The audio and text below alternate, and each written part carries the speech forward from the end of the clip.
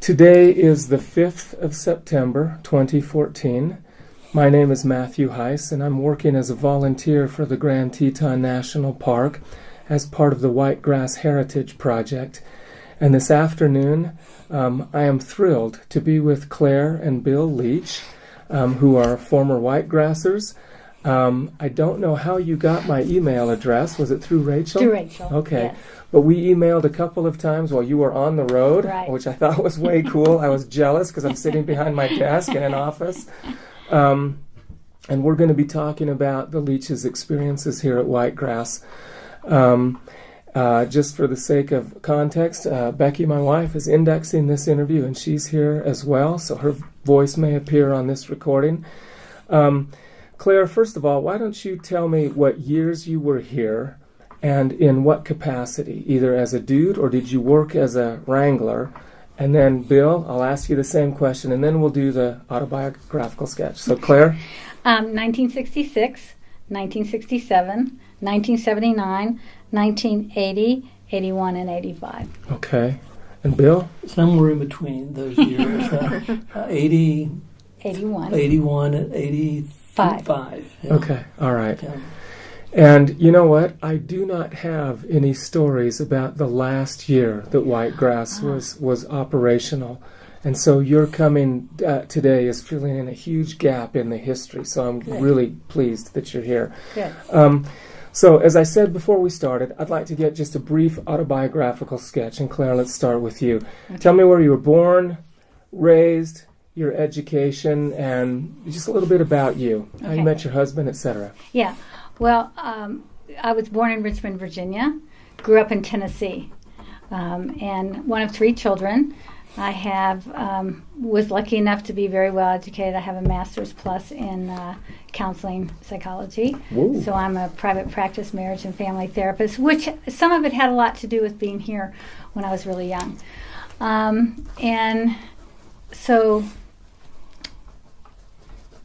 Bill and I met.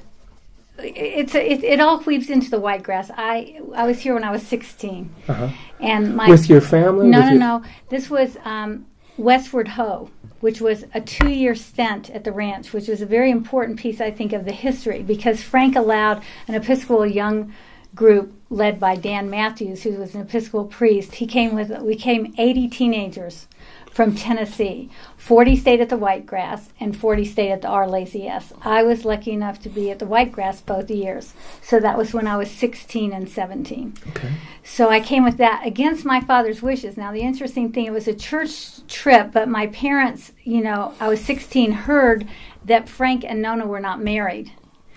And so my father argued that I shouldn't be able to come because they weren't married. And Dan Matthews came over and said, no, I really want Clare to come on this trip. So I had never been west of, Tennessee at that point. Can we open the door just a little?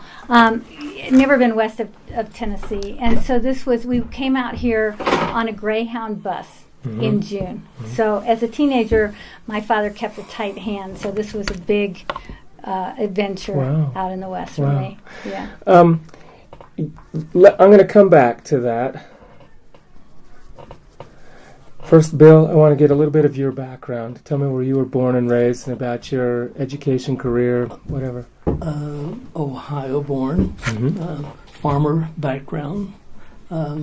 Like Clare, abundance of education, doctoral studies at the University of Virginia.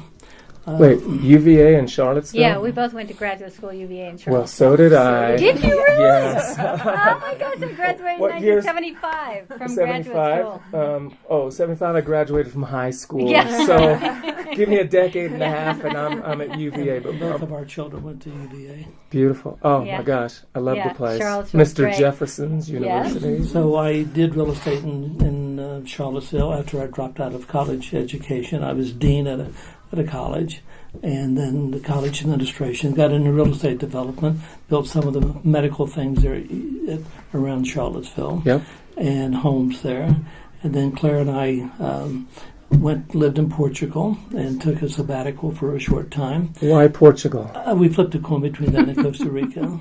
Seriously, that's true. And then, how much Portuguese did you speak? Very little, even today. No, he would say "bom dia" and then point to me because I'm the language person. So we love to travel. So part of our goal was to travel. So we, after getting out of education, then out of real estate development, we wanted to open up something. So we traveled the American West, visiting places that we've always enjoyed, from Carmel to Santa Fe, Tucson, etc. And we ended up opening up a fine art gallery in Aspen, Colorado. Oh my gosh. And our son, Brian, owns it now. Yeah. And it's rated Bring In Magazine. It's a beautiful, beautiful gallery. American Western art. Many of the artists who are shown in Jackson Hole are our same artists in Aspen. So that's been there for 20-some years, 25 years. And Claire and I have always had a love affair with the American West.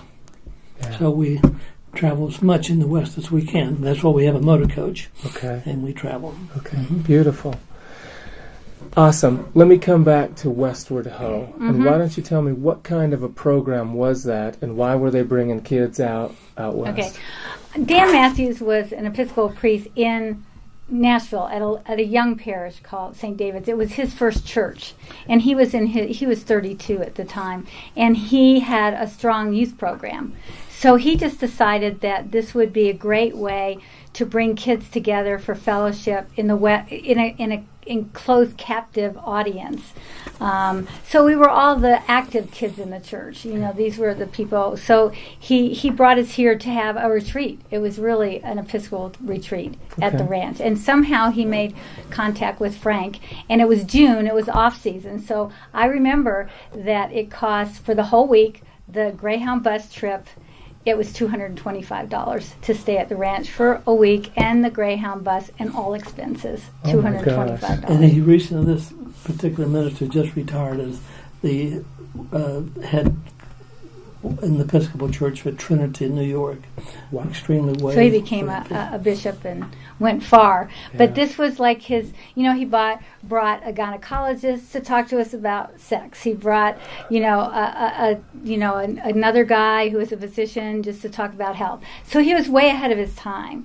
And you signed up for the trip if you were part of the Episcopal youth group, and it was called Westward Ho. And it really only went, I think it was 66, 67, and maybe 68. But I was 16, 17 those years, so I came 2 years. Okay. Yeah. And what kinds of activities would you do out here? And let's see, let me back up. When you arrived, were there other families here, or did your group? We took over the whole ranch. Over the whole there ranch. There were 40 of us. It was the ranch. We were the ranch for that week. Okay. So it was. We arrived. These Greyhound bus drivers, they just would speed through. So we got here early. We got here at 5:30 in the morning. And I remember seeing the sunrise for the first time over the Tetons, and I said, I'm in love. So we came to the ranch, and you got to understand, I think for a lot of people, to be from the East and come here, I bought a pair of Acme boots and blue jeans and a hat, and, we were real dudes. And we all came, we're all 16 and 17 years old. So this was like seeing the sign for Whitegrass Ranch and coming up this road in the morning. It was the most magnificent sight I'd ever seen. Yeah. And there was a bear that was just coming out of the kitchen when we arrived. And it was like it was pretty wild back then. It was very much, and porcupines lived under most of the cabins then. Yep. So heard those stories too. Yeah. So talk about the week's worth of activities. I've talked to some of the former dudes, and one of the reputations here was it was really easy going. You could do your own thing. And so I'm wondering if this Episcopal minister actually had you kind of programmed to do so. So talk about the week, what you did. We got here, and we would ride in the morning and the afternoon. Had you ever ridden a horse before? I had ridden, but they would take you down to the ring and see what you could do. But it was a loose ranch because we've been to others, and you'd start galloping around. If you stayed on the horse, that was really good, and if you didn't, they said, well, got to show you how to do a few things. So we all went in the ring and we learned. So we rode. We did a float trip down the Snake River. We had gatherings at night. We actually, the second year I was here, we climbed with a climber up on the Idaho side of the Tetons, and there was still snow there. So we did that. So it was mostly like a ranch week, riding twice a day. We did some all-day rides. So we did what the ranch did, but I think Dan watched over us. We had lots of wranglers with us at the time. It wasn't as loose as it was later when we came back. Yeah. We'll talk about that in chapter 2. As part of this, did this minister also have built in sort of a spiritual component? Yes. Would there be scripture reading, prayer meetings, testimonials? Well, what we did was we'd gather in the main dining room and eat our meals together, and then he would have a program every night. Like one of my favorite, and I had these for years. I can't find them now, but these are 40 teenagers, and some people came from Memphis, from other churches that he had known, so it wasn't just from our little church. So he had us all write compliments for each other. You had to write one sincere compliment for every person, and if you didn't know them well or didn't like them, you had to sit there till you could come up with something. He said, it can't be bogus. And then at the end of the night, they had an envelope, and we all got our compliments that we could take with us home. Yeah. And I had those compliments for probably 30 years of the last whatever. And I would read them every now and then. So the counselors who came, they did it. And we cut out magazines and talked about the future and talked about spirituality and did we believe in God. And there would be prayers. And we watched the movie David about a schizophrenic. So every night there would be a program. We went to the rodeo on the Wednesday night, but every night there would be a program evolving around spirituality and the church. Okay. Were you here on a Sunday too? Yeah. Were you able to go down to the Chapel of the Transfiguration, which is the Episcopal? Yes, we went there and went to church, and Dan was a guest speaker there that week. Yeah. And we rode our horses down there. Oh my gosh. We rode our horses down there. It was just fabulous. Cool. So and then we did all the things that they did back then. Frank was very involved that week. He took us on the raft trip. He was there at night, and we bought him the Westward Ho. We bought him a light. He was constantly smoking, so we got together and we bought him a lighter, and it said "To a Man's Man," Frank Galey. We probably, being older, should have said "To a Lady's Man." Well, I'm going to come back to a little bit of that in a minute. So, I'd be very interested in your first impressions of Frank, and as for those first 2 years that you were here as a teenager, as part of this religious retreat. Mm-hmm. He was bigger than life. He was an imposing cowboy, had ruddy cheeks. He had an uproarious laugh, and he liked to tell stories, and he liked to be there. And he told, he ran a tight ship in a way with the cowboys, and his main concern that week was keeping them all away from us. He was very much saying, these are the teenagers, and you go over here. So he did do that. He would talk and smile and tell us stories about the old days of when the ranch started, or his father was here. Yeah. So he was very just an amazing character. We didn't know a lot about him, but he was bigger than life. Yeah. What about Nona back in those early years? Did she have anything to do with you? Nona was not around much when we first came here. She would show up, but not during the time of Westward Ho so much. I didn't really meet or have any contact with Nona till 79. Okay. All right. She wasn't around much. Okay. Now here's kind of might be a little bit of a strange question, but This dude ranch had a little bit of a reputation of a lot of alcohol, a little bit of hanky-panky after hours, romance, that kind of thing. And Frank had his own reputation. Mm-hmm. During those first 2 years when you were here, were you kind of sheltered from that? Okay. Yes. There were the thing that I think sheltered us from that was that Dan was running a tight ship. You had 40 people taking over the ranch who were all 15, 16, and 17 years old. So Frank just sort of came in and out. There were no, the wranglers were kept away from us. I think that was part of it because there was a lot of drinking and partying. And so we were sort of cloistered. So we didn't really know a lot about that. We could tell, when I was older or came back, Frank's ruddy cheeks were obviously from a whole lot of drinking. Yeah. But back then, he was just the funny cowboy who owned the ranch and talked to us. Okay. We didn't really, we were protected from all of that, those 2 years. Yeah. Cool. So what brought you back in 79, 12 years later? Right. I had so fallen in love with this place that I said someday I'd be back, and it was kind of a roundabout story. I was married when I was 19 to 28, got divorced, so it was that was a real pivotal year for me. And I moved back to Charlottesville. I'd gone to graduate school there, moved back, went into private practice in counseling with a woman who had just come. She said, I just got back from a vacation, and I said, where'd you go? She said, the White Grass Ranch. Oh, I almost fell over. And I said, I went there as a kid. And she said, well, I want to go back in a month for the horse drive. Frank did a horse drive at the end of every year. So this is a whole different trip. So my partner, Carol Simpson, and I came here on the horse drive in 79. Okay. And that was a whole different memory set. But I always wanted to come here at changing points in my life. This was, pretty much right before Bill and I met. And it was a very important time for me to just come and be here and see this place again. These mountains are very healing. This whole place is very healing. Mm-hmm. So, talk about what you did on the horse drive.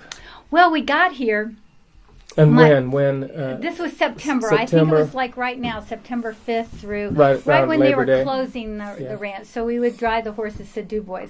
Now I've come and I don't know it till I got here, but my partner is having an affair with one of the cowboys. And she didn't tell me until we were driving into the ranch. So I was 29. I said, what do you mean? So we were supposed to share a cabin, which we never did. So I am left alone here at the ranch in my own cabin with the bears scratching around. And that was a big surprise to me. But she had just been here the 2 weeks before and wanted to come back and see the cowboys. So we came, and it was chaos and wild. Frank gave the cowboys full rein, and he wasn't going to be here this week, so Frank came in and said hello. And then, did he remember you from? Yeah, he remembered that I was Westward Ho because I, remind him. So that was the first time we went to Frank's house and we had cocktails the first night, and everybody got to know each other. And we took off the next day, and we were staying in different. We were here at the ranch 2 nights, and then went away, and then came back at the end of the week. So Frank had given the cowboys a map, and we were driving all these horses to Dubois, and the cowboys are drunk, and the cowboys don't know where they're going. And so we get lost, and so the second day, we were supposed to be in the saddle for maybe 7 hours. We were in the saddle for 13 hours because we got lost somewhere in the middle of nowhere. So my partner and I were, we were together, and then they set up tents. You weren't supposed to shower for the week, We talked some cowboys into taking us somewhere and watching while we showered. We looked fresher than everybody at the end. But Frank didn't come back till the end of the week. So these cowboys were just drinking peppermint schnapps, and they were practically falling off their horses. And we sort of none of us knew what to do. And one horse hurt its leg, and they said they were going to shoot it, and I started crying, and they actually had let the horse hobble down, and they didn't actually shoot it. But it was wild. I mean, we did get meals, and we did stop, and we did have teepees to sleep in. So it was like a 5-day pack trip then, is what Frank would have called that. Well, he would have called it the horse drives. Pack trips were second. Okay.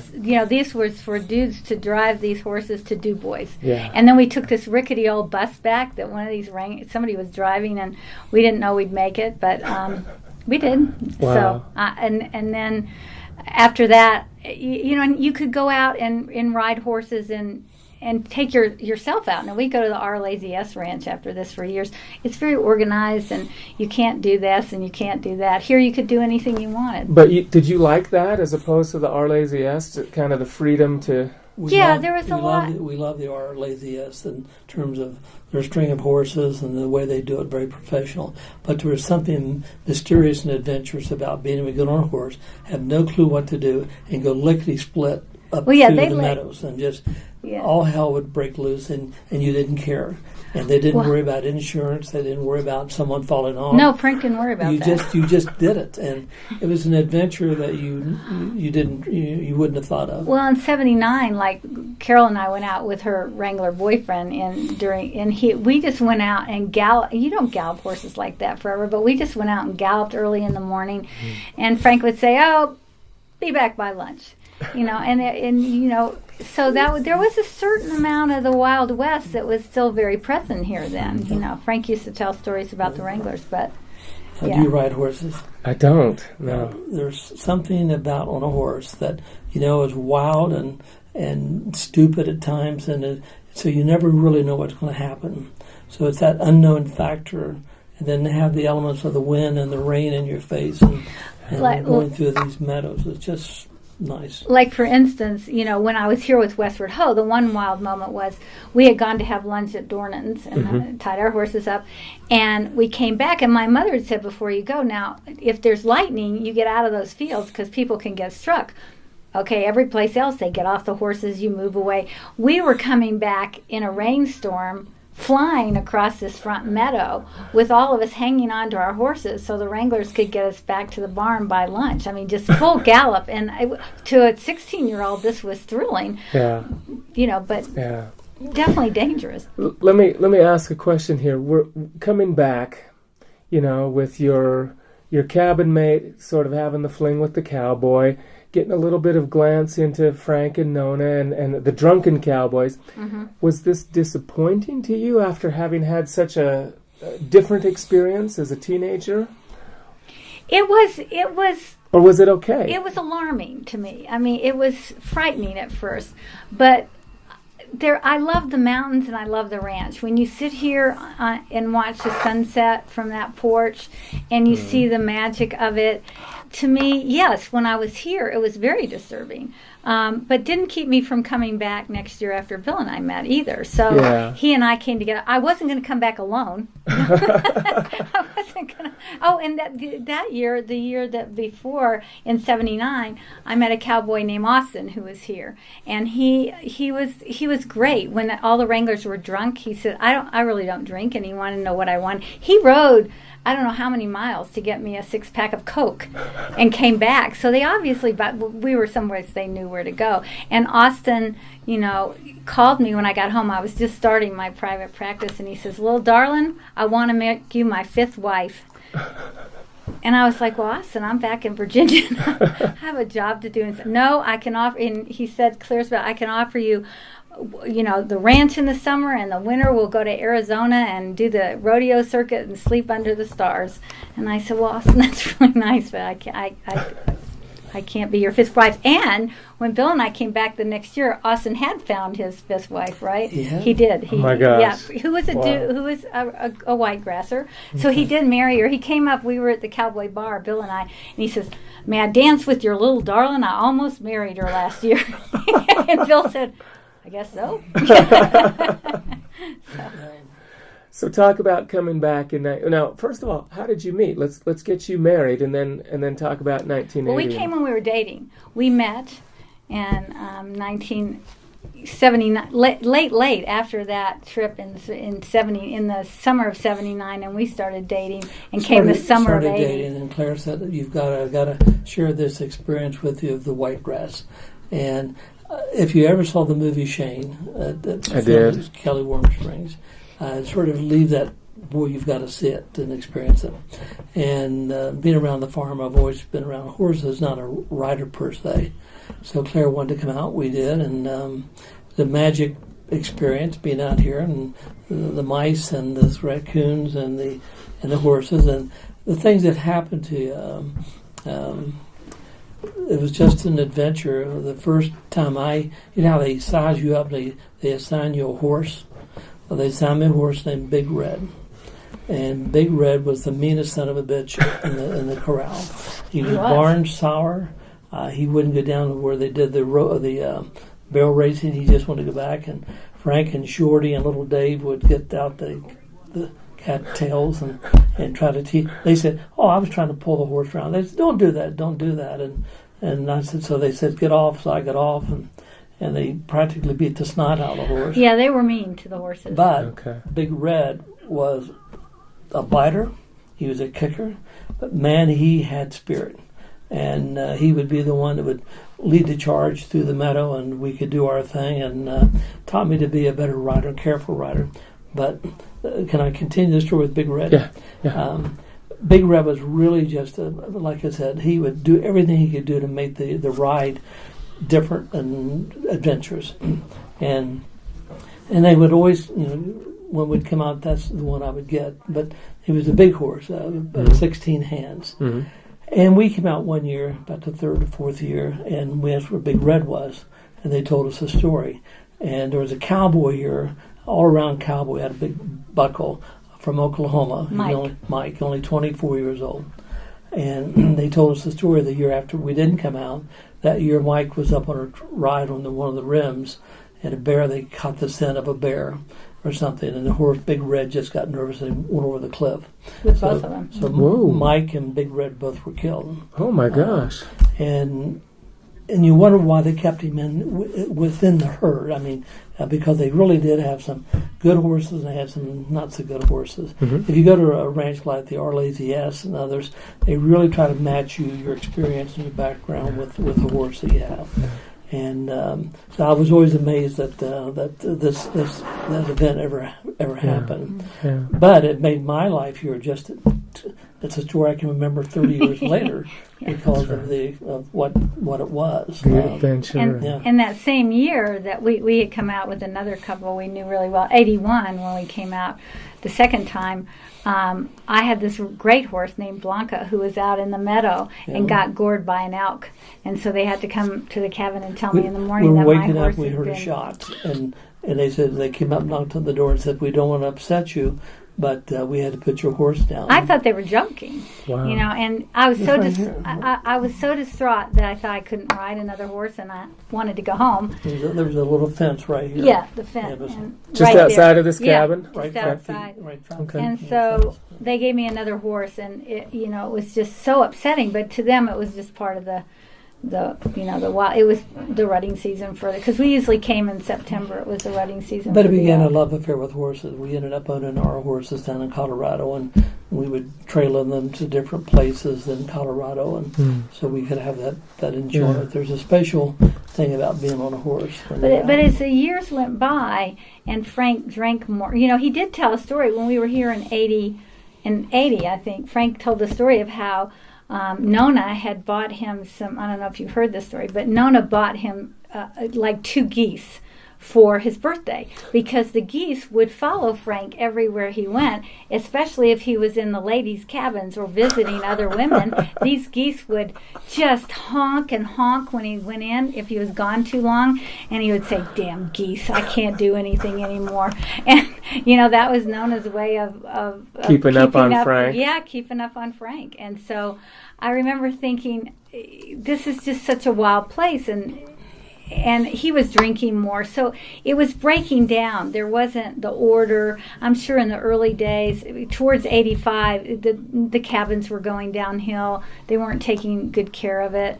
So it, by the last year when we came, there was a sadness about it because you could tell that the whole, operation was just, not going to be the same. Well, I asked your initial impressions of Frank as a 16-year-old when you were here with Westward Ho. You're coming in as an adult, later in life. Tell us your impressions of the Galeys. Again, I didn't know her, only met her twice, I think, except a couple of the dinners, and they would invite us down to the house. They didn't invite large groups. I mean, when we went down, it was just us and maybe another person. We'd sit around and drink, and they would show us a beautiful rug collection, probably one of the best. Navajo rugs. Oh, they were beautiful. So he was a storyteller. And I love stories. I love telling stories myself. And I think the thing that will be missed in the American West, so many of the dude ranches today are slick resorts. And to have this kind of adventure that won't be there anymore is sort of a rustic experience, more authentic maybe? I think so. Authentic. I don't want to put words in, but if you read Zane Grey and you like the old cowboy things and Roy Rogers and Gene Autry, I think if you grew up in the 30s and the 40s and the 50s, it's a different look today than it is today, where everything's computerized and you do everything by hands or phone. It was hands on. Right. And when the shorty and the wranglers would spit juice on your shoes, and they didn't care whether their tobacco there, and it was a totally authentic, as you use the word authentic, and you can't imagine what it was like unless you experience it. So the people that we knew, that we heard, that were here, that came in the 50s, they probably even had a better story to tell because it was different even then. But I think that that last year, Frank was not as interested in the ranch. You could tell he'd already sold it to the park. He'd already given it years ago. But I think he saw that day would come, and he was ill one time. He was sick. Yeah, he was sick for a while. Oh, I know. But Curly, the head wrangler, who was here for a long time, I think the difference was like the RLACS has always had mostly college kids going back to college doing it, and even there, maybe one. But when Shorty and Little Dave and Curly, they were real cowboys. I mean, these guys made their living as cowboys. They had to go someplace else. But Curly had a bad foot, and he'd been stepped on by a horse. And I think this goes back to, cowboys, buck up. Because, once he took his boot off, his foot, I think must have had gangrene. I've never seen a foot like that. But they didn't, nobody took care of that. It was just like, well, you forget it.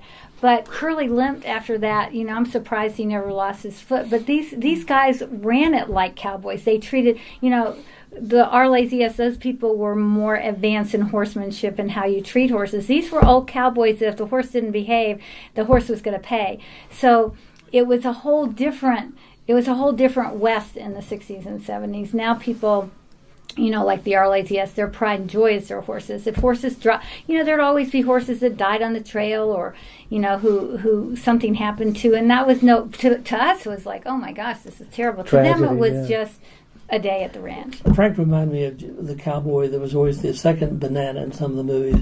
Won the Academy Award. Jim Johnson, his name was Johnson, and he was in Van Johnson. No. He in the Yellow Ribbon movies with John Wayne and all the others, and he had a sort of a mystique about him. Frank had the same thing, being as tall as he was and the stories he told.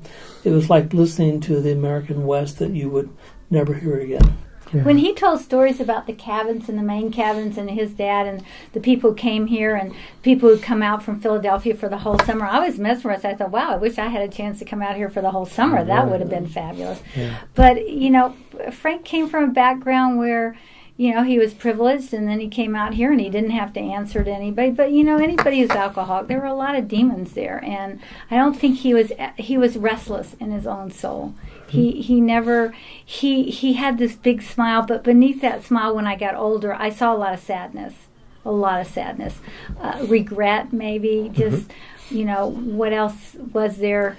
And maybe not much left, before he died. But to walk in the barn on Sunday or Monday, and the cowboys would be walking in with a black eye or a broken wrist because they got in a fight down at the stagecoach. They go over to the stagecoach and they drink and fight, and then they come back with broken bones, and they'd be so hungover. I think that's how they started. You didn't ride on Sundays. Sundays was the day you didn't ride, and I really think it's because after Saturday night at the parks, the cowboys there was nobody to take you out. Yeah. And the year we came with Steve and Catherine, they had a stallion here, and one of our friends rode race horses for a living. Well, they let us take the stallion out on a trail ride with the other horses, which is unheard of that you allow them to go out. We have been so enamored with our experiences here that when we meet nice people, we want them to share it. So we bring people out to Jackson and brought a couple out a couple of years ago. They, like everyone, they bought the boots. Any vacation, they travel around the world. I mean, they're really not jet setters, but they really know how to travel. Every experience I've ever had, they just told us this month or so ago, this was their number one experience. Wow. But that was at the RLACS. But I think what people don't understand was that here at Whitegrass or no, the RLACS? RLACS. But so it's the Jackson area and everything. Yeah. Okay. The thing is that people didn't understand is when we were older, the people you met here, you could come here and in a week you got such intimate relationships with people, talking and knowing about their lives, that you go home and be friends with these people for years. So the coming together of people, you got to remember, no TV, no electronics, no phone, no newspaper. So for the first time in a lot of people's lives as an adult, including mine, nothing but this place, nothing but horses and fun and, just relaxing. And the group of people that were always drawn to the ranch were always exciting and interesting and came from all walks of life. So the ability to commune with those kind of people is, I think, what makes dude ranching so incredibly special. Yeah. And Frank had a way, he had so many contacts. He had a way of bringing together people. And he'd go around and say, oh, you're going to love this person. And he'd put his arm around you and he'd introduce you and he'd say, here, you talk now. Remember, he'd tell that. And he'd stand up and he'd tell stories and he'd throw back his head and laugh. And most people never heard stories like that. Yeah. They were all great. The actor was Ben Johnson. Okay. And physically he looked like him, tall, imposing, a storyteller, and had a great, in his own way, as Claire said, maybe he had demons, but he had a great personality as well. How did you hear about Frank's death? He died in 85, which is when you were... Claire heard it. She got a phone call. Yeah, somebody, I can't remember who called, but I think Carol found out. It was one of the wranglers. One of the people. Maybe it was Austin. Someone called and said, "Did you hear that Frank died?" Okay. And so you were here in 85 before he died. Yeah. Okay. Mm-hmm. He wasn't well because I remember him. That's right. He was not doing well. He wasn't doing well, and he was forgetting things, and what happened to the fire. All the things. You never know what all occurred, but he wasn't at all the things that he was before. In other words, the events and welcoming people and and Nona just wasn't around. She was drinking and doing what she was doing. So she had a nastier side. Mm-hmm. She was not. She would have moods. She could be very engaging or she could be very imposing and not nice. But yeah, we heard, and I was very sad. So when we came back, I think we came in 90 then and went to the RLAZS for the first time and came up to see his grave. Always coming back here, every time we come to the RLAZS, it's part of our pilgrimage to come back and go to Frank's grave and just be here. So, this is an awesome way to move towards conclusion. Tell me when you say pilgrimage, I think of a sacred place or a place of transformation or of significance. Talk about that, each of you. When I came here, these mountains and this ground felt very sacred to me. I was always drawn to it, the White Grass Ranch, because there was just something in the land. It was just here. So we would just come up and sit on the porch with the dilapidated cabins and eat our lunch. And just this remember. Is after the White Grass closed down. Just come back and remember. For me, it was transformation because I went from a young girl. Dan Matthews doing so much for people made me want to, become a therapist, and meeting Bill, just sharing it for us. This place holds just really incredible memories of many sections of our life. Me getting divorced, us falling in love, then getting married. So coming here was just a major part of our life, and I just love these mountains. I love this. I like everything about this. But this meadow, when it was fenced in, and the light, the way it comes off the Tetons here, it isn't like this anywhere else that we've seen in the valley. So that was part of the magic. Just so many wonderful memories. Yeah, we like to bring people up. Even today when we are staying at the RLAZS, and we would always bring people up here so they could share on it. And even now we have adventures. We had one doctor head of the college in Omaha, Clarkson University. He went down and got trapped underneath a log watching the elks fight. He got too close to the bull, and then all of a sudden he felt this breath on his back of his neck, turned around, and it's the biggest bull he's ever seen in his elk. And he was trapped there for a couple hours. We're sitting up here on the porch of these old cabins drinking and some wine, and he's down there trapped. He's down there trapped. So you have those kind of experiences. And if you go through life, you want to share those experiences with people that you enjoy. And as Claire said, it has a special meaning, and you want to just have other people just enjoy that meaning. Yeah, like right on the main cabin. The first year I was with Westward Ho, we stayed in the main cabin, so there were I think there were 6 girls in there, and one night one of the girls left her jeans on the stove and started a fire. Oh my gosh. And we could have burned down the whole ranch, of which Frank, that's the only time I ever saw Frank really upset. You girls could have ruined our life. And we got the counselor, they put out the fire. But I also got my first serious kiss at 16 on that porch with one of the guys that was at Westward Ho. So, and with all the girls peering out the window. His name was Frank also, very cute. Well, you live here in the Valley, correct? No, we live in Salt Lake City. You live in Salt Lake City? Yeah. Great place, too. We love that over there. We'll be heading there when we leave here. So, but, I just want to say one thing. So, even though you were here, what's so interesting is if you add this all up, it's 6 weeks of my life to come to this ranch. Mm-hmm. But those 6 weeks, every time, seem to change your life and enrich it in ways that last the memories of that week, carry you through a whole lifetime, which is a very unusual experience. Most people don't ever have that. So those weeks become pivotal in your life, and I don't think many people can say that, except maybe who went to camp as children or something. But as for adults to have this kind of experience. And we're history buffs. I love history. And when you read Homesteading, with the elk, some of the other books about the valley and the early trappers that come through here and the adventures that occurred and the people that were here long before we even heard about this, it just knowing that you're part of history. Yeah.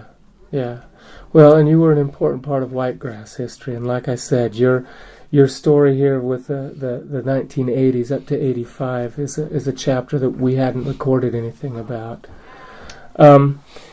Well, thank you very much Thank you for coming in. This is awesome.